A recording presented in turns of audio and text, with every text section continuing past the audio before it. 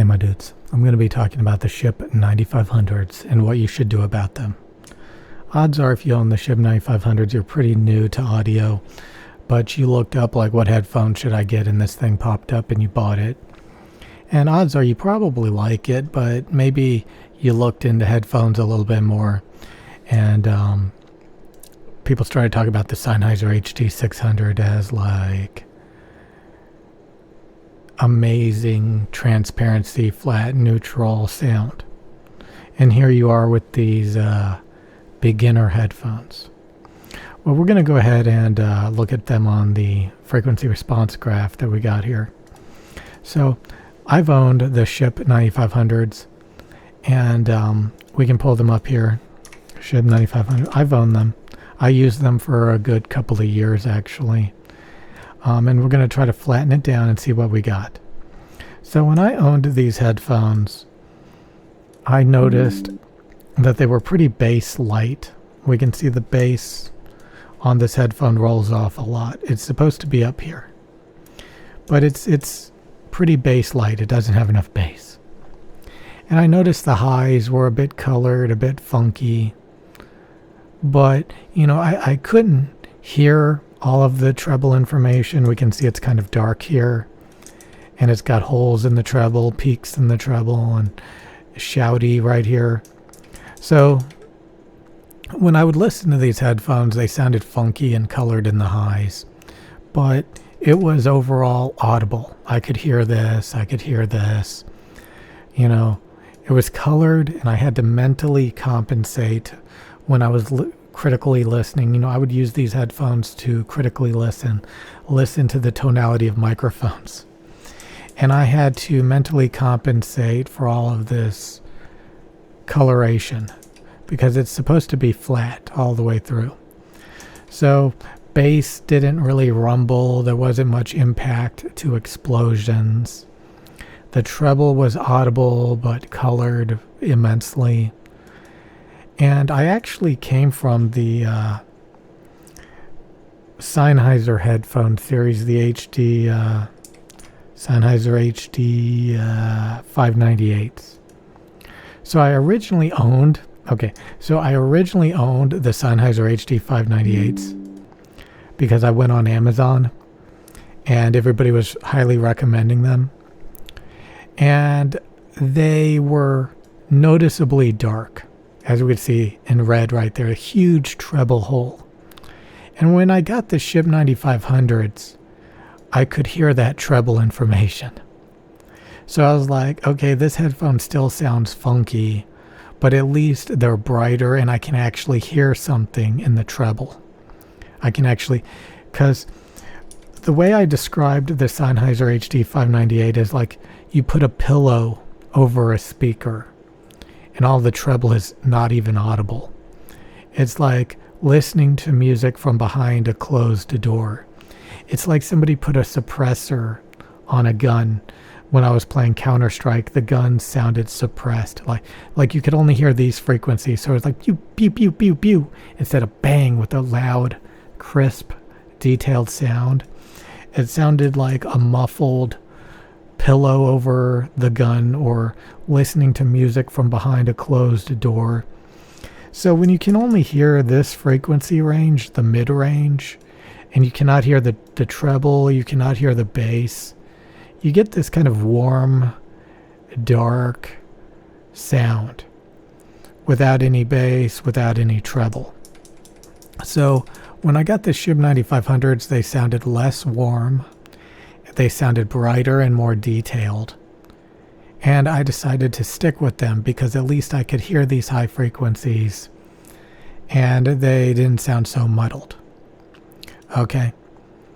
But what if you never bought the 598s and you just bought the 9500s and you start looking around and everybody's telling you to buy the HD600s, the HD650s. What are you going to get if you buy the HD600s? Well, you're going to get a sound that's even worse than what you already had. So I bought the HD600s and the treble sounded grainy, like there was less information. So I was literally going back to the SHP 9500s because they sounded more detailed in the treble. I was like, the HD 600s sound darker and grainier, and there's less treble information. And we can see that it has about the same amount of treble here, but there's even more holes cut into the treble. So now you have these little spikes, these little grainy spikes, instead of being able to hear this whole region. So now I just got even more hearing loss. I upgraded to grainy, less detailed hearing loss with the HD 600s. Okay? So the HD 600s are less detailed in the treble, darker, grainier. Okay? It's terrible. And if you get the HD 650s, which a lot of people say you should get the HD 650s instead of the HD 600s. The HD 650s, here we can see in yellow, are yet again dark in the treble. They're dark in the treble. They're even harder to hear. So sure, they don't have this shout going on as badly. But again, the SHP 9500s are more detailed, they're brighter, they're clearer. So you're downgrading again, in my opinion. If you get the HD 650, you're going to have more hearing loss, less detail, darker. And some people say, oh, that's pleasing. It's a very muddled sound. No harsh, bright treble, no boomy, throbbing bass. Just nothing but mids. Nothing but a warm, gooey mids. It's like a speaker without a tweeter. It's like a small little woofer. It's like, imagine a really cheap speaker. It's just a tiny little woofer. No tweeter. So no tweeter, no treble, no bass. Just a nice, warm, dampened mid-range. That's all you can hear. So I ended up just, being like, the SHP 9500s are better. These are better than Sennheiser, And then eventually I bought the DT990s, the Biodynamic DT990s. And I was like, wow, the Biodynamic DT990s in yellow here, they have more bass, they're brighter and clearer and more detailed, but I complained about the 6K peak fatigue. I complained about these shrill peaks here. It sounded like snakes in the recording. Like, this wasn't fatiguing, these three spikes, but it made everything sound like there were snakes in the recording. It was just like tss, tss, tss, tss. Cymbals and stuff just sounded like snakes. So I mainly complained about the 6K peak here. It bothered me, but I decided to keep these headphones because I liked how clear they were. I liked how smooth they were. I liked the better bass. But I was just complaining a lot of 6K peak fatigue. Sounded like there were snakes in the recording from these three spikes. And over time, I was looking for even better headphones, but I just kept saying, wow, the DT990s are amazing. They're so slick, they're so smooth throughout the response. They just have this 6K peak problem and the snakes in the recording. So this was fatiguing. The snake sound was a bit annoying. But as I used them for a few months, trying to look for something even better, I started to notice that they started to sound better. And that's because with worn ear pads, as we can see here, all of those problems that I was complaining about completely went away. So the more that I used the Biodynamic DT990s over months of time, the 6K peak fatigue went away, the snakes in the recording went away, and it just started to sound sparkly and musical and really freaking good. And they had a nice bass extension, so there were audible explosions, things rumbled. The treble sounded ultra transparent and clear. So again, we want it to be flat across the board here. And with the DT990s with worn ear pads, all of this coloration problems was non-existent. So when I critically listened to microphones and audio samples, they sounded completely transparent. And I didn't have to mentally compensate for these coloration issues on the SHP9500s. And with the extended bass, I was able to hear explosions and rumble and stuff. So the DT990s Pro 250 ohm were the true upgrade to the SHP9500s.